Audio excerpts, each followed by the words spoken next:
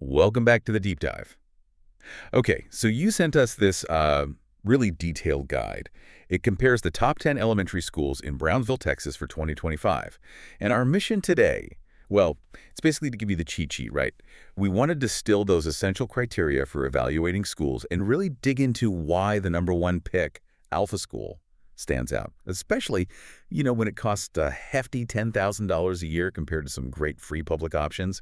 And Brownsville itself is such an interesting place. You've got the border town vibe, those beautiful Resaca waterways, Absolutely. And that vibrant bilingual community, it's a unique setting. which really means you need a pretty diverse mix of schools, public, charter, or private. Exactly. And navigating that, well, the sources suggest it boils down to maybe 5 core things families should look at. Think of these as your checklist. First, obviously, academic performance. We're talking state test scores, sure. But also student growth metrics. How much are kids actually improving? Right, not just a snapshot. Then there's student-teacher ratios. This is key for getting that personalized attention. Third is curriculum and innovation. Are they just teaching the basics, or are they using, mastery-based learning, play-based stuff, maybe STEM focus? Fourth, community and diversity. Does the school reflect the local community? How's the environment? And finally, maybe the biggest one for many, affordability and resources. What do you get for your money or, for your tax dollars? Got it. So let's use that framework to look at the top school from the guide Alpha School Brownsville. Yeah. We mentioned the $10,000 price tag. That's a big number. So what exactly makes it different? Yeah, this is where it gets really interesting. Alpha is secular, so no religious affiliation, and its whole model is built around individualized, adaptive learning. When the guide ranks at number 1, it's pretty much entirely because of how they use that super low 8-to-1 student-teacher ratio. 8-to-1. Wow, okay. Yeah, it's tiny, but it's not just about being small. That ratio is what powers their whole approach to, getting kids to master concepts quickly. And that leads to this 2-hour learning model mentioned in the guide. Sounds intense. It is, in a way. It's mastery-based. So a student works on a concept until they really get it, like maybe 90% proficiency, not just moving on because time's up. Ah, okay. Not just teaching to the clock. Exactly. The 2-hour learning part refers to these really focused, concentrated learning blocks. They maximize that time, often using tech alongside hands-on projects. The rest of the day might be more project-based or skill-focused. It's about efficiency. Okay, but wait. Connecting this back to Brownsville, Yeah. the source mentioned Alpha focuses strictly on English mastery. No mandatory language courses. That's right. In a place that's so deeply bilingual, isn't that a huge cultural trade-off for families there? That's a really important point, yes. For families where, maintaining that bilingualism and cultural immersion is a top priority, Alpha's approach is, it's a very clear difference. It's definitely a trade-off. So they're prioritizing that academic efficiency over maybe the local linguistic environment. You could put it that way, yeah. It's a specific choice they've made in their model. All right, so if the $10 key for Alpha is just, a non-starter for many families, let's look at the value. Ortiz Elementary is ranked number 2, top public school.